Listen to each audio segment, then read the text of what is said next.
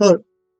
So this video is going to be a performance review of Theatre of War Productions' The Women of Trachis, New Jersey Hospice and Palliative Care Nurses Association. So first off, if you don't know Theatre of War Productions, you absolutely should. They are a really interesting and innovative theater company. They do classical plays primarily, mostly Greek plays, but also some Shakespeare, and they do them in the context of contemporary social justice issues, often issues dealing with matters of life and death. So they recently did a version of Aeschylus's The Suppliants related to the invasion of Ukraine. They have done Antigone and Ferguson, which is one of their sort of big famous productions about racial conflict in the U.S., etc., etc. And so this performance of The Women of Trachis is part of a larger project called the Nurse Antigone, or something along those lines. That's essentially about exploring the difficulties faced by healthcare workers, particularly in the U.S., not only during the pandemic, but more generally. And so this performance of The Women of Trachis is part of that larger project, focused specifically on the experiences of palliative care nurses, hospice workers, end-of-life kind of care. One of the things, so this is a standard Theatre of War production in the sense that it is structured in a three-part setup, 4 parts sort of, because Brian Doherty's, who he's sort of the big driving force behind Theatre of War. He always starts with an introduction that tells us what's going on with the performance, how this is going to work, what other organizations have contributed or supported this particular production, why this production is important, that sort of stuff. So we get an introductory section. Then we get the actual performance of the play itself. Then we have a section where the cast members, specifically usually cast members who are directly connected to the issue itself, and I'll talk more about that in just a minute, respond to the play. Like, what was this experience like for you? How did this play speak to you and to your experience? What resonated with you, etc., etc.? Then they open things up for a more general discussion with the audience. And because since 2020, Theatre of War has been doing their productions via Zoom, this is often a global audience.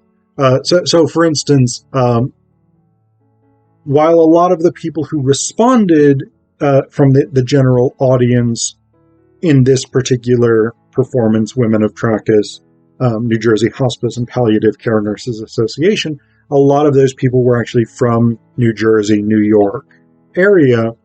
There's also, for instance, somebody from Brazil. So this is a sort of global engagement, and I actually think that's really, really important. And I'll talk more about that. So the basic storyline of Sophocles' Women of Trachis is Heracles has gone off to do some adventures. He's been out on military campaigns, etc., etc. His wife, Daenerys, and his son, Hylas, get word that he's going to be coming back. Like, the campaign has been successful, and Heracles is returning. They also find out that he is sending ahead of him his war bride, is essentially sort of concubine / sex slave taken as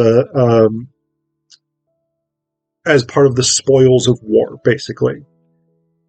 Daenerys is not entirely thrilled by this, as you might reasonably guess.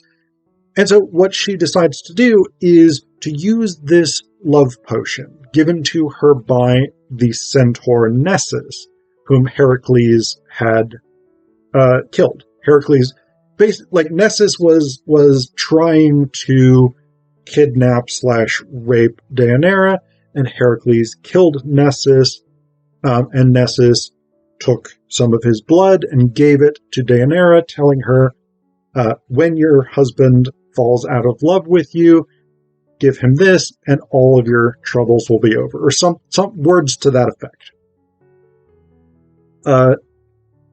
Whether or not he out and out lies is not entirely clear, I think, depending on which translation you look at. But essentially, Nessus at least implies that this is a love potion.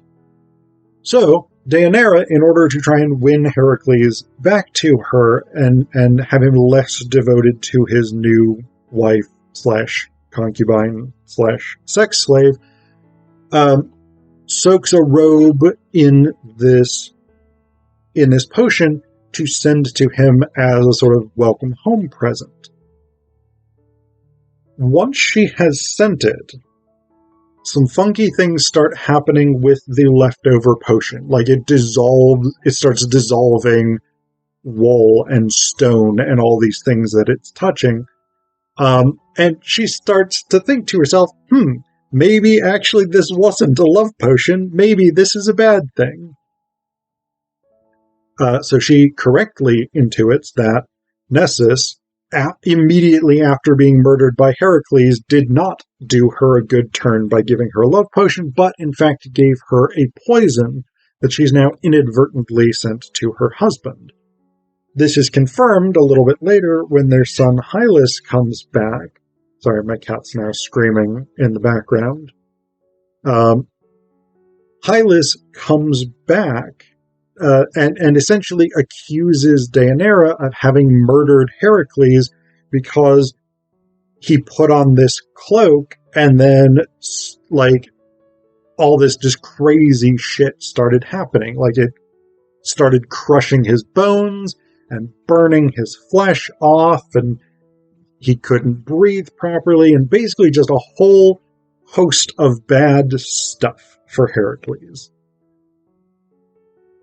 Hylas accuses Daenerys of being a murderer. She does not attempt to defend herself. Instead, she sort of goes back in the house where she kills herself, at which point Hylas realizes, she actually did not mean that. Her objective was completely the opposite of what I thought it was. I've made a huge mistake. Heracles is then brought in, and he's all suffering. He's in pain. He's enraged at Daenerys, and he actually starts talking all of this horrible shit about her, and about how he wants to brutally murder her for what she's done. And finally, Hylas is able to be like, listen, what she actually wanted to do was to win you back. She thought it was a love potion. Daenerys tricked her. And now she's killed herself out of remorse.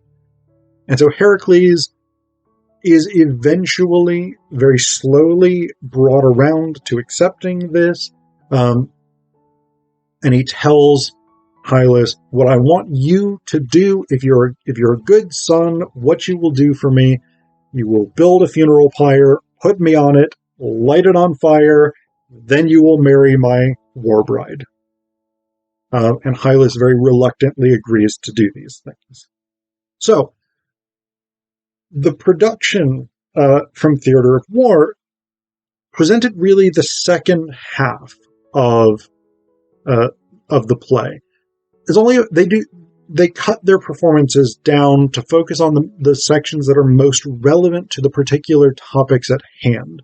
So this performance really starts from Daenerys' doubts about the potion that she has sent to Heracles. So all of the stuff at the beginning, Heracles is War Bride coming in, him returning, her being like, I can use this love potion to get him to love me again. All of that is cut. And we start with the doubt, and then we experience Heracles' sufferings. Daenerys was played by Elizabeth Marvel, and she is really only there for the very first bit of this performance. So Daenerys' part got cut down substantially from the entirety of Women of Trachis to give us just this opening bit. But the emphasis of that character in this production is really on that sense of responsibility, sense of failure to have done the right thing, which I think is very often a component of family members' experiences with hospice and palliative care and things like this.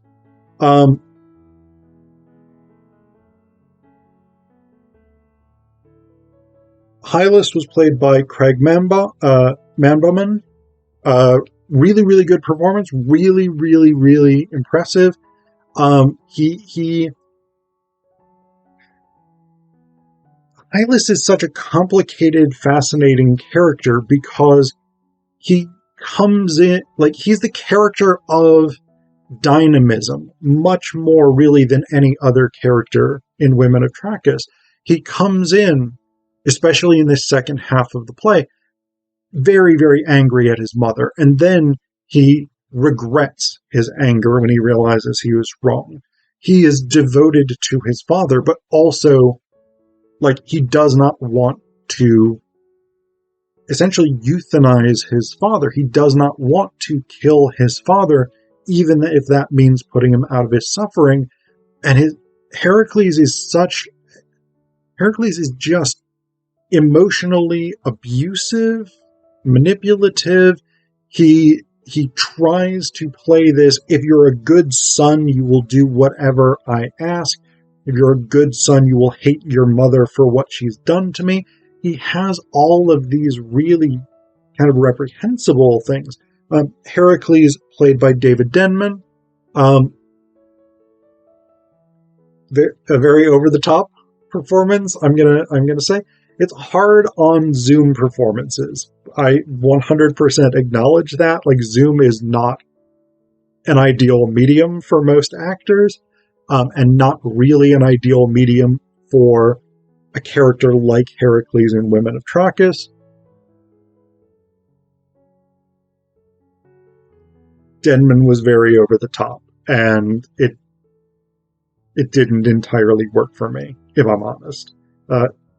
He was good, but it was just a lot of screaming, a lot of, like, just really intense. I don't know, personal opinion, I guess. So we have these characters with their different conflicts. In terms of the actual performance of the single character, of the single named character, I'm going to talk about the chorus in just a little bit, but of the single named characters, I actually think, for my money, the best performance far and away came from Charlene Lassie, or Lass, Lasse, I'm not sure how to pronounce it, sorry Charlene, but she played the nurse. So the nurse plays a kind of messenger role when she comes to the chorus and describes Daenerys' suicide. Charlene was frankly incredible at it. She was very natural in terms of the way she presented the dialogue, and she did a really, really good job walking that line between the sort of Greek messenger whose job it is to convey information and the nurse. Both the character of the nurse, but also the profession of nursing, right? In which you have to she actually said this in her commentary afterwards, because again, one of the things that Theater of War does is they have commentary conversation afterwards. Charlene said in her comments after the performance, she works in